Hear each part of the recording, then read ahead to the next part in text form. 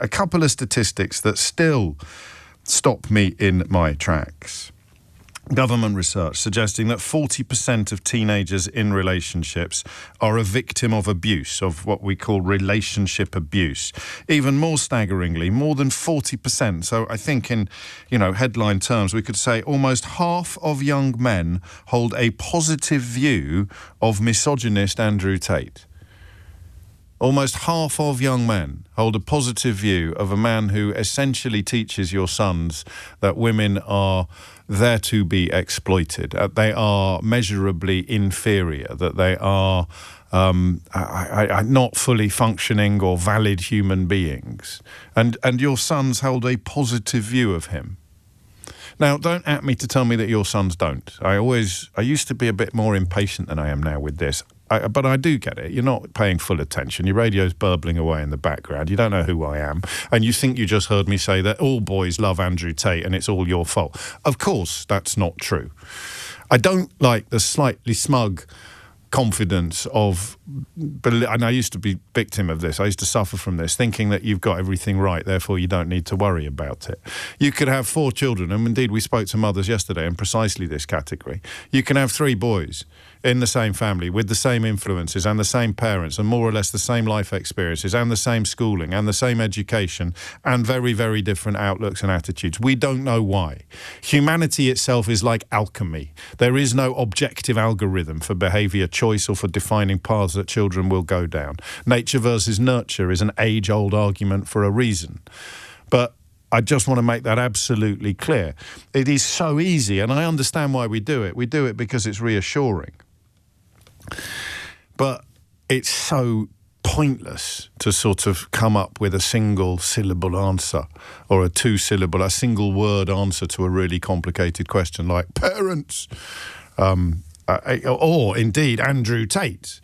It is going to be complicated, and some people are going to be caught up in this in ways that other people are not, and there are going to be degrees of being caught up in it. So these are statistics, all right? 15% of teenagers in relationships had suffered abuse, including being pressured into sex, being physically hurt, or having, and this is, I think, the sort of the gateway to understanding the scale of the problem, having explicit images shared online without their consent. And listen, we can even perhaps moderate the word online in that sentence and point out that it will involve boys in your daughter's class being shown nudes of her that she intended only for the eyes of her boyfriend or of one boy.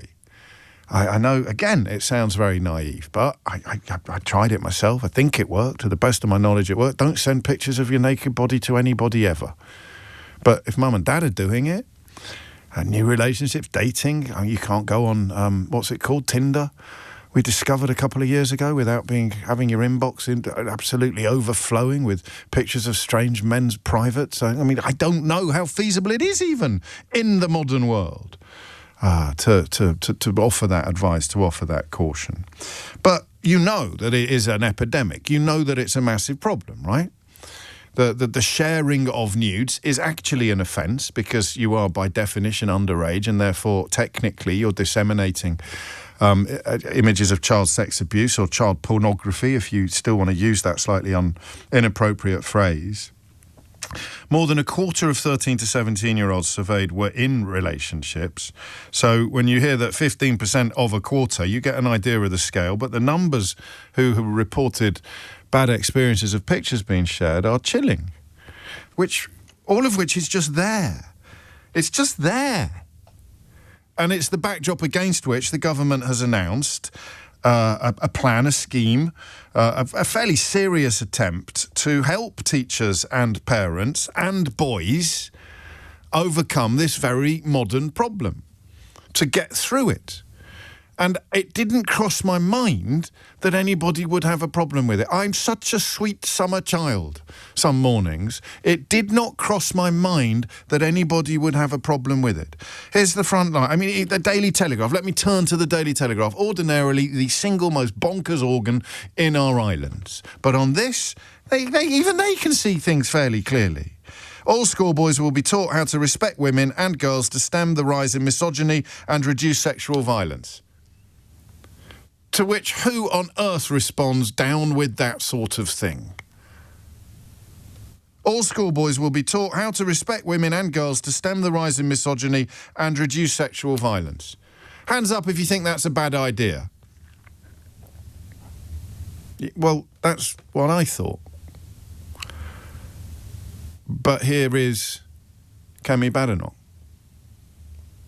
attacking it. Here is the leader of His Majesty's opposition finding a problem in a plan to promote, quotes, healthy relationships. Here is the leader of the opposition claiming that the real problem is foreign men. I'm pretty sure that the instances of young women and girls sharing footage, sharing film, sharing photos that they massively and horribly and traumatically regret moments later with classmates or boyfriends, days later, weeks later, I'm pretty sure it has nothing to do with immigration. I'm pretty sure that these girls who are in relationships with boys in their schools are not somehow victims of Kemi Badenoch's immigration fever dreams. I'm pretty sure that the 40%, the nearly half, the more than 40% of young men who hold a positive view of the vile misogynist Andrew Tate, is that the fault of immigrants, Kemi Badenoch? Is that the fault of brown people? Is that the fault of foreigners? The fact that our sons and our nephews, our godsons and our friends' children have ended up enthralled to a man who routinely promotes appalling treatment of women?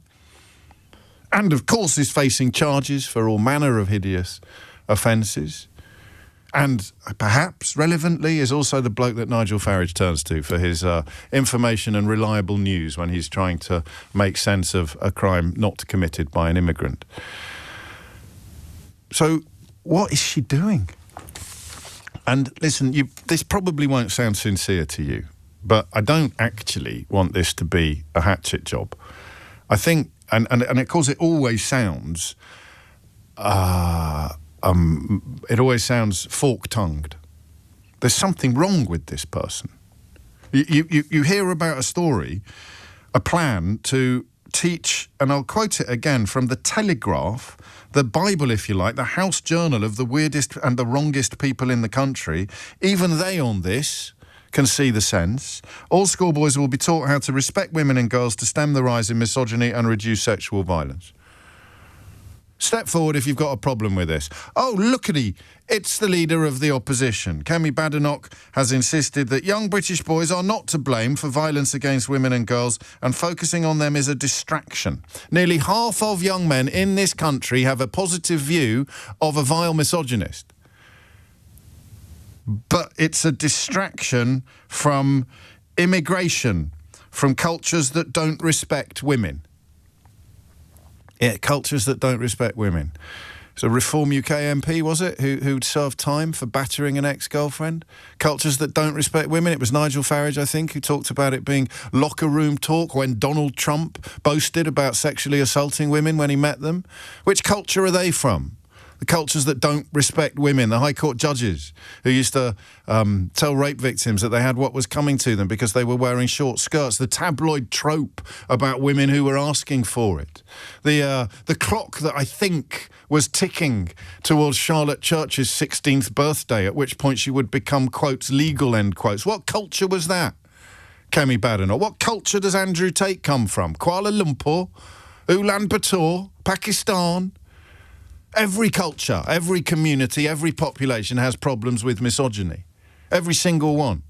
And to say that we don't, it's all the fault of the foreigners, is one of the hardest things to understand that I've come across this year. So, let's try to understand it, okay? Some of the things that are happening. A ban on apps that allow something called nudification. So kids, and of course adults, who will also be subject to the same ban, can put very realistic images of someone they know online, naked, even though it's not real. The trauma of that, I've spoken to women, I think it was Laura Bates, who had their own images superimposed onto pornographic images. It's a traumatic experience. It's a horrible experience for an adult. Imagine what it would be like for a girl, for a younger woman. Tech companies like Apple and Google are going to be told to bar children from being able to take, share or view nude images. But this is a distraction from foreigners, according to Kemi Badenoch. They're not going to be able to share or view nude images. They're not going to be able to use their phones to to conduct sexual extortion and abuse. But this is a distraction. Why? Why is she doing? Genuine question. Why is she doing this? That's what I want to know. Listen, for the avoidance of doubt, misogyny exists everywhere. And some countries, some cultures lag behind us. They're roughly where we were in, say, the 18th century or in medieval time, or the 19th century. I mean, look at the vote. It's a 20th century arrival for women. So it's a human problem, this. It's a problem of patriarchy. It is not a problem of skin colour or even a problem of religion, because we were a Christian country when our king was chopping his wife's head off for the crime of allegedly having sex with somebody else. It is a problem of humanity, a problem of patriarchy and a problem of masculinity. That is obvious to anybody. I mean, genuinely anybody.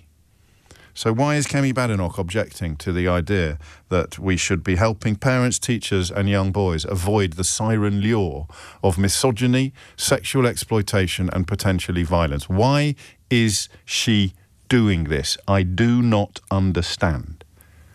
And you can tell me. 0345 6060 973 is the number that we need, that you need. What is she playing at? And I'm cross because I think this is dangerous and borderline disgusting, but I'm also strangely sympathetic. What an extraordinarily heartbreaking response to an obvious problem. To say, don't worry about the problem. Look, there's some foreigners over there, worry about them. Why is she doing that? And I ask this question advisedly, what on earth is wrong with her?